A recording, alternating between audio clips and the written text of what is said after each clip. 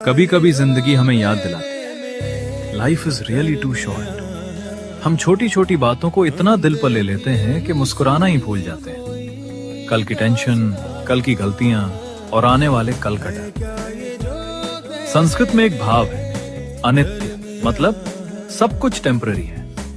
हर दुख, हर प्रॉब्लम एक दिन गुजर जाती है। इसलिए हर बोझ को हमेशा साथ लेकर चलना जरूरी नहीं।